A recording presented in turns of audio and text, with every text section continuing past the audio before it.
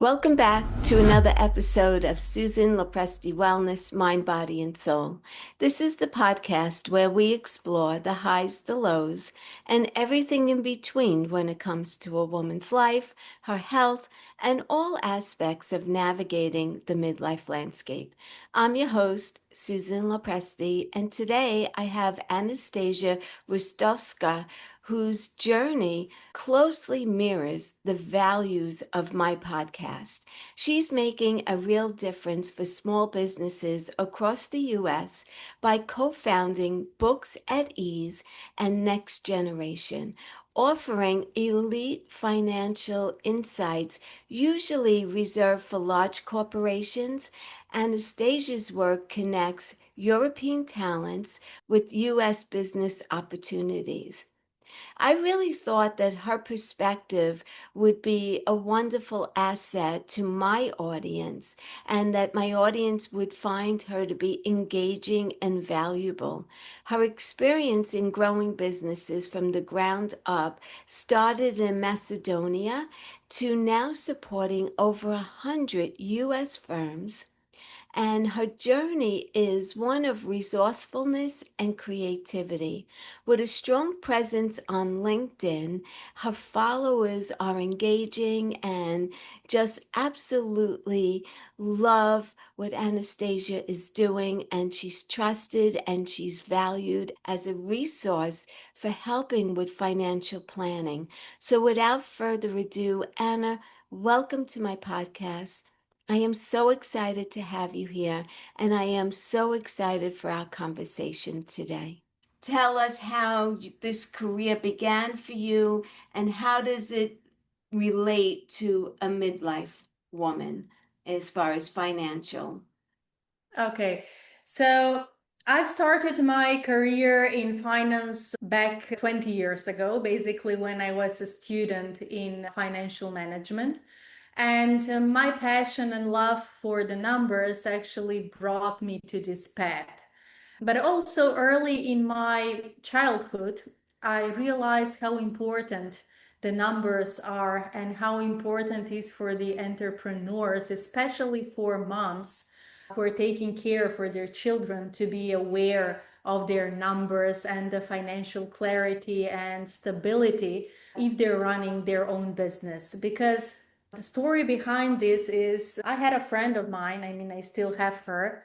When we were a young children before we go to the university, her mom had a shop, and she was some sort of person who was not taking care about the numbers. I mean, she enjoyed in what she was doing, but she was not like aware and paying attention to the numbers, and being financially educated to run the business is really important.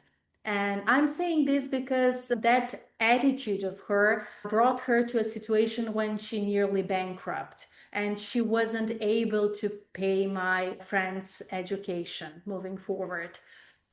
And that in that time I thought, okay, this is really what I love to do. And I started my education on the financial management degree. After that, I started working as a finance assistant in an international company. That was my first early start of my career. Mhm. But because I'm so passionate about what I'm doing, I've developed very fast to higher position roles. And I was working in few international companies later on as a finance manager. So all of them were in US, like HQ in US, but internationally spread. So I had the opportunity basically to learn about numbers and finances in the corporate world.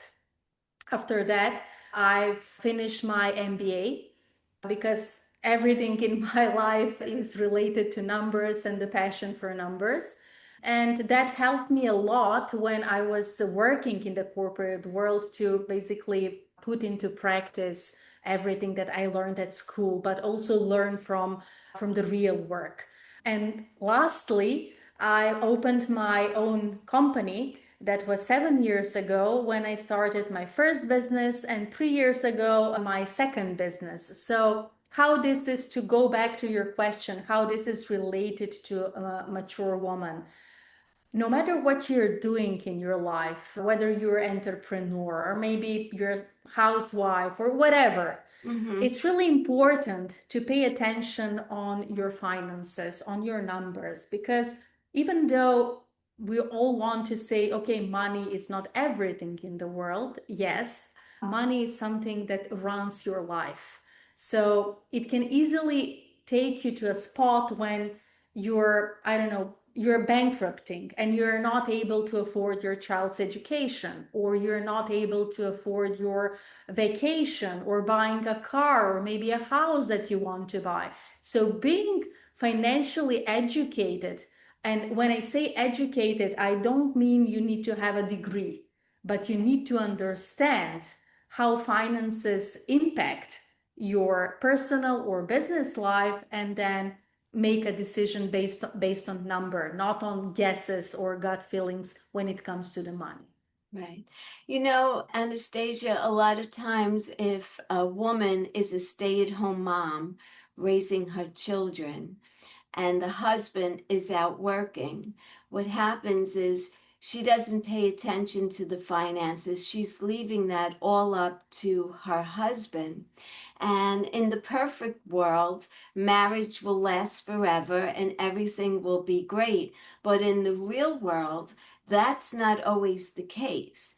And what happens at times is that if you decide to separate, and all of a sudden you realize, well, I don't have any of my own personal money.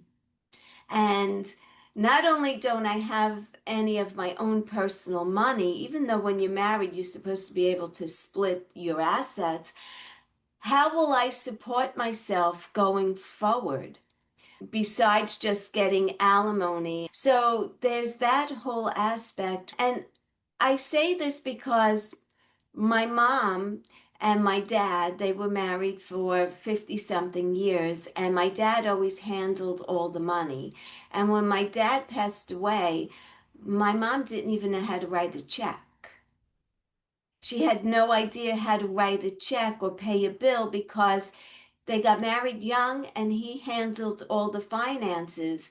And so I feel that it's so important for women to really be educated on, and like I said, like you mentioned, not educated school wise, it doesn't have to be that, but educated on day to day finances, what's coming in and what's going out, right? You need to know that. And it's so Yes. important. So if you could elaborate on that in a way. Yes, and you said it very well, and it's really common, especially for the more mature generations, when the finances were predominantly male. Men in the house were handling the finances. And that is situation that is worldwide, not only in the US. But the point is that now, and when I say now, in the last maybe 20, 30 years, things can change dramatically because the women go to some other direction. They are also educated in finances in terms of degree, but also they're paying attention to the finances, which is very important. And as you said, it's really hard to come to a certain stage in your life and suddenly become aware that everything in your previous past life with your partner or whatever, if he passed away or maybe you were Yes. divorced, nothing matter, was handled only by him. And now you're confused, you're scared, you're left alone, and you don't know what to do. And you said it very well. You need to be aware where the money are coming in and where the money go. And you can do that by simply making a finance checklist in your home. And it shouldn't be something complex, complicated, just a simple spreadsheet, and put in a rows or columns, okay, I'm earning the money from a salary or a pension or whatever the money are coming in.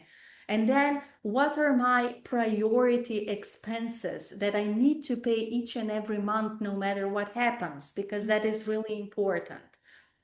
When we break that down, we know then the pool that is left, what we have left now to use for other things, something that make us happy, or I don't know, someone wants to spend money on beauty care products, or travel, or go Entertainment, travel. entertainment, whatever. Yes.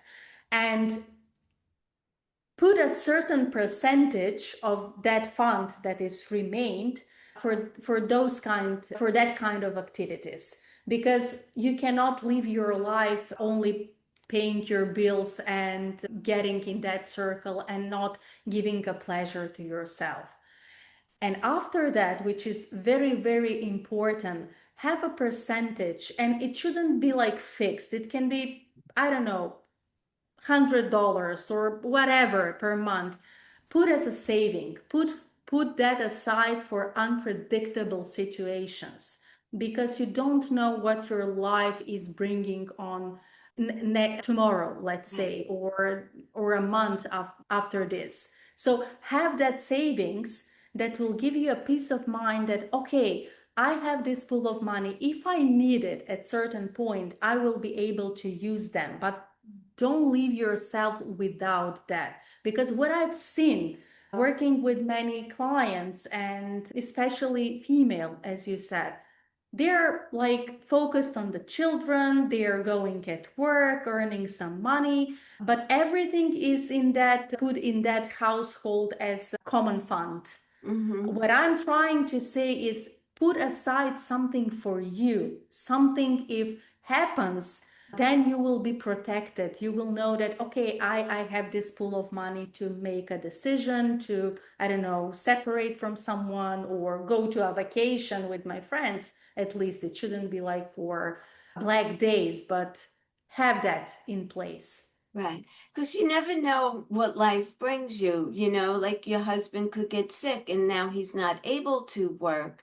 And so now what happens, right? And my own personal story was I was 61 years old and I was in corporate America.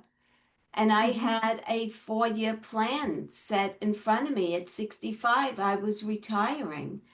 And at 61, our company merged with another company and I lost my job. And I knew no other corporation was going to hire a woman at 61 years old, paying me the salary that I was making, knowing that in 4 years' time, I would probably be retiring. Plus, they could have gotten in someone much younger than me to replace me, making less money and probably being a lot smarter because kids are, they're quicker on learning different tools and so luckily for me, I had been certified as a health coach but never did anything with it because I was busy in my career, but I was able to pivot and I also had a nice amount of savings that I was contributing to my 401k. But not everyone is that fortunate to have something to fall back on. And so, Yes. yeah, Yes, and that's lovely that you brought in, because when you said younger people will replace you, yes, maybe. And I cannot say that they are smarter. Okay, they can be quickly adaptive, like learn yes, new things, as you said. But yes, the experience that you're bringing and you've gained through all those years working, and not only working but living your life, cannot be replaced, because we are learning through our journey, and no matter how smart we are, we cannot have the experience and knowledge at our 30s. true. Yes, the energy we can have it, that's for sure, but the experience and the knowledge are gained through the years. So but yes, we are living now in a world when mostly, yes, corporations are hiring, want to optimize on costs. And if they need to choose who they will hire, for sure, they will invest in someone who is less expensive, who have more years to be used in that Yes, corporation to contribute. So, yes, but the point that you said is really important. have a backup plan, even though you will not use that plan in never. I mean, maybe you will never use that backup plan. Have Mhm. it in place because it will help you later on when you will face with challenges as you did in your career. Right, right. The other advantage to working for a large corporation, and it was for me, was the opportunity to be saving in a 401k. And I'm not sure if it was when you hit 50, but at a certain age, you were able to put even more money into your 401k than you were when you were younger. They allowed you to do that. And so at that point, when I did turn, and I think it was 50, I'm not 100% sure, but I was putting the max Mm-hmm. because I knew that I wanted to get out as quick as I possibly could. I mean, I was planning to stay to 65, but I wouldn't have stayed a day past 65. So I was putting the maximum amount into my 401k at that time. And luckily, the markets were doing well, and I did well. So even though it wasn't part of my plan to stop working at 61, I was lucky enough to be able to stop and try a new career. And as I'm sure you know, when you're starting something new, you're not making an income day one. It takes time to build up to that. So I was fortunate, but a lot of women may not be as fortunate.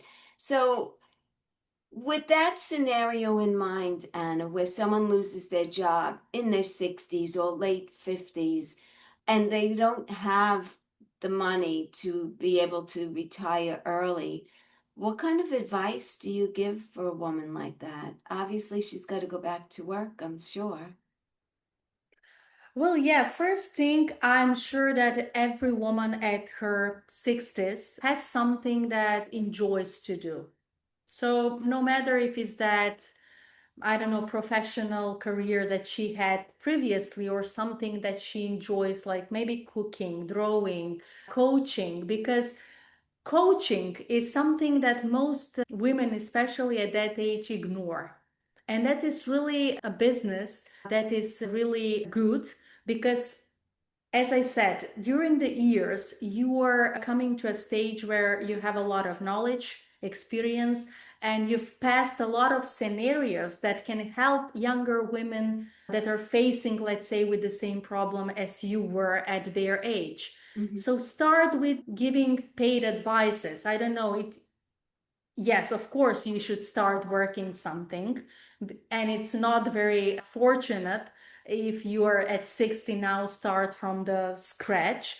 But what I want to say here is that you shouldn't be desperate because I view as cases where women after their retirement started a very successful businesses, and that was simply because now they have time to focus on doing something they enjoy and love to do, while in the past when they were like taking care of the children or for paying for their education, they were not able to afford that because you need to earn money to to support all these activities. Yeah. And now when you're free to do whatever you want to, yes, it's hard if you don't have like funds on side, but you can take a loan, you can borrow from your friends, from your family to start at least, and Mhm. then slowly build on that.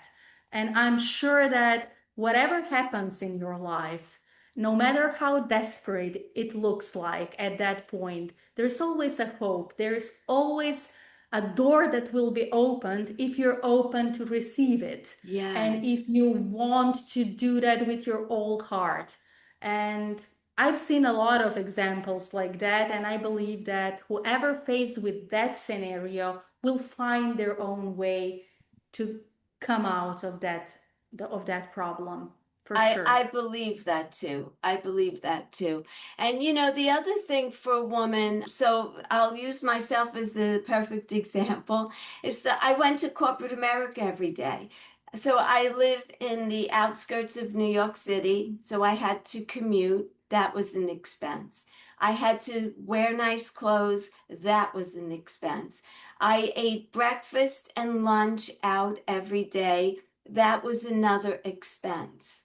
And I was saving like $600 a month easily just by not going to work every day, right? And I did not need to have beautiful clothes. I didn't need to eat breakfast out in the morning and spend $15 in New York City for two eggs and some hash browns. So you add all of that up and you're able to really start cutting back on a lot of things because you don't need as much. You know, you don't need to be dressing beautifully every single day. And plus, you have a whole closet filled with clothes. So there are ways of cutting corners, and I did. And I was able to manage in that respect as well. So, yeah, your lifestyle changes. Yes, absolutely, but that's not how to say it's not bad. I No, mean, it's it's only mind shift that yes, okay, now I'm in another phase of my life. Now I need to do something else and let's adapt to that new reality because the most beautiful thing in the human being is that the ability of adaptation. So whatever happens in your life, your brain is so smart that will find a way for you to go out of that problem if you're open to do that, as I said. So yes, adapt to the new reality, cut off expenses like unnecessary breakfast, lunch. You can cook at home. You yes, can sell your most of the clothes in your yes, closet at a second hand, maybe, yes, or I don't know, teach someone, as I said, for something that you love to do as a paid courses, or record a video or on how to make cookies, for example. I had a really nice example that I've heard 2 months ago, I think it was, from a woman who was retired, and she started to record digital courses for making cookies for Christmas, Easter, whatever, and how she decorates them.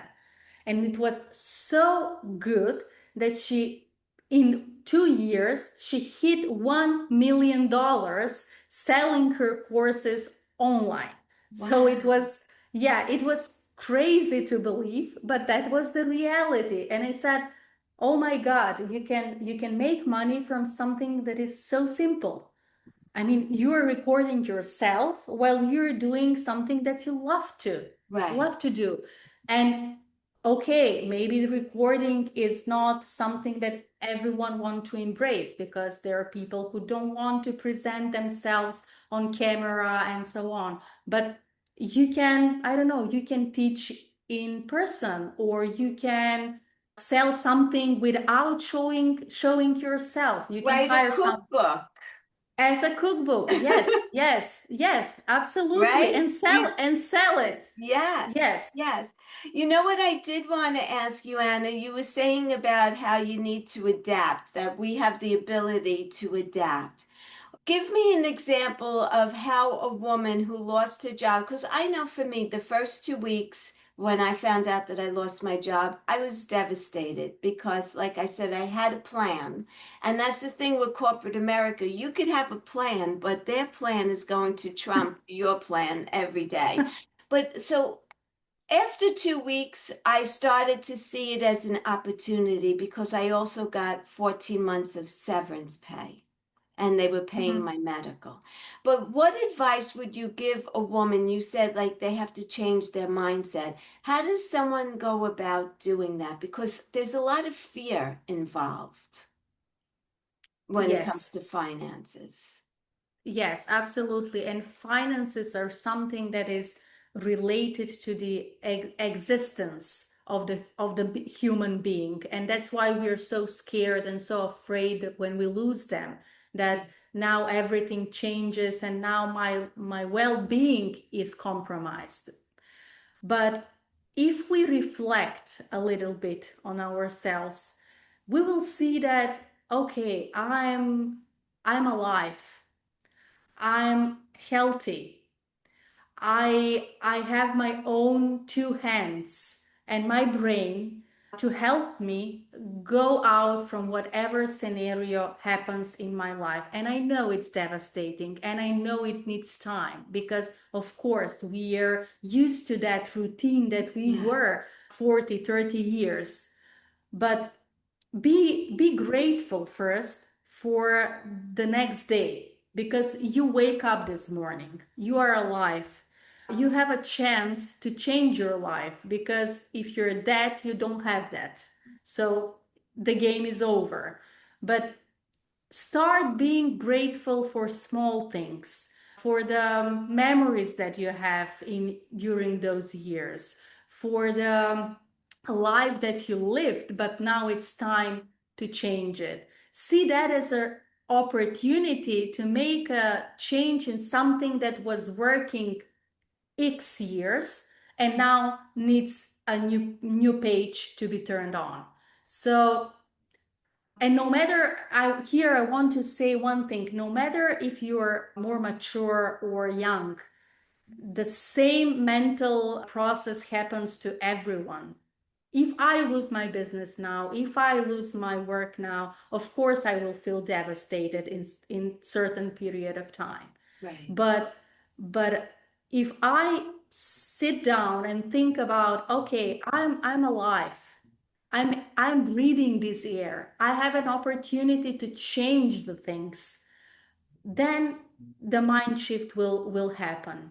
And when you do that, you will see that maybe your neighbor needs your help for something, or maybe the community you're going to, either a church or maybe community that you're handling, or maybe your, I don't know, your music classes, drawing classes, whatever hobby you have, go there, share your story, share that you need help, because the biggest fear that every single person have is to expose herself or himself that now I have a problem, because that affects our ego. Yeah. And the ego is another thing which is really really scary if we think about that. So share your problem, ask for help openly. I'm not saying here please give me your money, no, but share, okay, I'm in this situation, I want to change my life, I need an opportunity, someone will step in. Yes. Don't be afraid to speak about your problems, because that way people will know that you have a problem. Otherwise, yeah. Yes, absolutely. Absolutely. Anastasia, I wanted to ask you, who is your ideal client? In terms of, this is a really great question, honestly. So the ideal client of mine is basically a client that I'm working with still almost 5 years now. A client who was opened to share the problems with me when it comes to the finances. And this person had a really big time when the pandemic happens. His business was, he was running a restaurant basically, and he had a lot of problems at that time. But he was so open in the communication to say, okay, I want to keep you as my finance advisor, but I don't have money to pay you now because I have problems. And I said, okay, let's keep this relationship open. I will be here for you for whatever advice you want. I won't charge you. Of course, I won't run your books because you don't have a business, but I will be here to support you. And I'm sure that things will be changed and you will have a chance to move forward. And that happened. And now that client is making a lot of money, and I have a higher, how to say, bill for that client. But the open relationship and as I said, the openness to speak for your problems Yes. openly is really important, because now we know each other as a family members. Yes. I know when he had a bad time. Now I know him when he is good at his business, but he remembers me as a person who was here to step in when he was not doing very well. And I didn't, how to say, leave him Yes, to that's very yeah. important because it shows that you just don't care about what you're getting from him, but you care about him as your client and as a person, as an individual. And that's Yes. beautiful. So, is most of your work where you're financially advising individuals, or is it corporations? Or a mixture of everyone?